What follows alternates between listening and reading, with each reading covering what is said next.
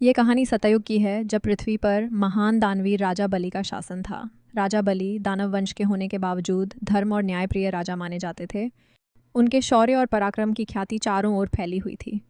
उनकी दानशीलता की इतनी चर्चा थी कि हर कोई कहता था, राजा बलि जो मांगो वह खुशी खुशी दे देते हैं। उनके राज्य में सभी लोग सुखी और संतुष्ट थे और उनके राज्य में कोई अभाव नहीं था। राजा बलि के इस बढ़ते यश और सामर्थ्य को देखकर स्वर्ग के देवता इंद्र को भय होने लगा। उन्हें लगा कि यदि बलि इसी प्रकार अपने साम्राज्य का विस्तार करते गए तो एक दिन वे स्वर्ग पर भी अधिकार कर लेंगे। इंद्रदेव ने अपनी चिंता लेकर भगवान विष्णु के पास गए और उनसे रक्षा की प्रार्थना की। विष्णु जी ने देवताओं को आश्वासन दिया कि वे एक उपाय करेंगे और इसके लिए उन्होंने एक विशेष रूप धारण करने का निर्णय लिया। भगवान विष्णु ने एक छोटे ब्राह्मण बालक का रूप लिया, जिसे वामन अवतार कहते हैं।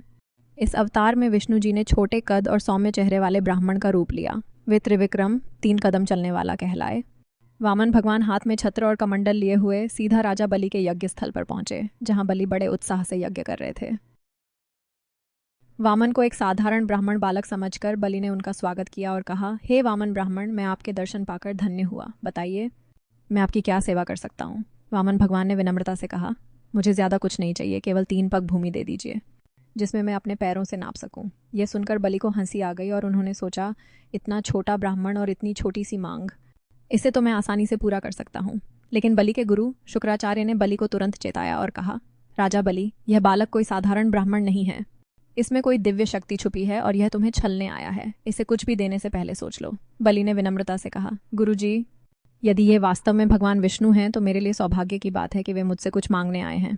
मैं तो उन्हें दान देकर प्रसन्नता महसूस करूंगा। दान धर्म का एक परम कर्तव्य है और मैं अपने वचन से पीछे नहीं हट सकता। इतना कहकर बलि ने वामन भगवान से कहा, हे ब्राह्मण देव, मैं 3 पग भूमि देने के लिए सहमत हूँ।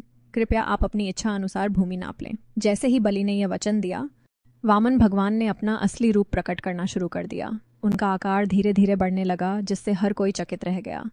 उनके शरीर का विस्तार इतना विशाल हो गया कि वह आकाश को छूने लगा। अब वामन भगवान ने अपना पहला कदम उठाया और पूरी पृथ्वी को अपने पग से नाप लिया। दूसरा कदम उठाते ही उन्होंने पूरे आकाश को अपने पग में भर लिया। अब उनके पास तीसरा पग रखने के लिए कोई स्थान नहीं बचा था। वामन ने बलि की ओर देखा और कहा, राजा बलि, मैंने 2 पगों में सारा ब्रह्मांड नाप लिया है। अब बताओ, तीसरा पग कहाँ रखूं? राजा बलि ने मुस्कुराते हुए कहा, हे प्रभु, आपने मेरी इच्छा अनुसार 2 पग भूमि ले ली। अब तीसरा पग आप मेरे सिर पर रख सकते हैं। वामन भगवान ने राजा बलि के इस अद्भुत समर्पण और निष्ठा को देखकर बहुत प्रसन्नता से उनके सिर पर अपना तीसरा पग रखा।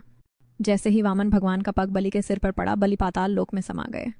लेकिन उनकी दानशीलता और भक्ति से भगवान विष्णु इतने प्रभावित हुए कि उन्होंने उन्हें एक वरदान दिया।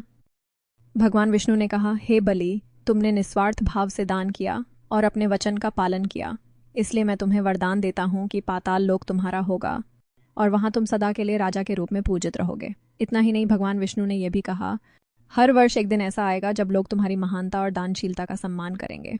ये वही दिन है जिसे हम आज भी ओणम के रूप में मनाते हैं, विशेषकर दक्षिण भारत में। इस प्रकार राजा बलि अपने निस्वार्थ दान और निष्ठा के कारण अमर हो गए।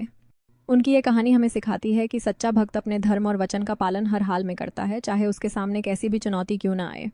राजा बलि की इस उदारता की गाथा आज भी हमें प्रेरणा देती है कि निस्वार्थता और भक्ति सच्चे अर्थों में ईश्वर की प्राप्ति का मार्ग है।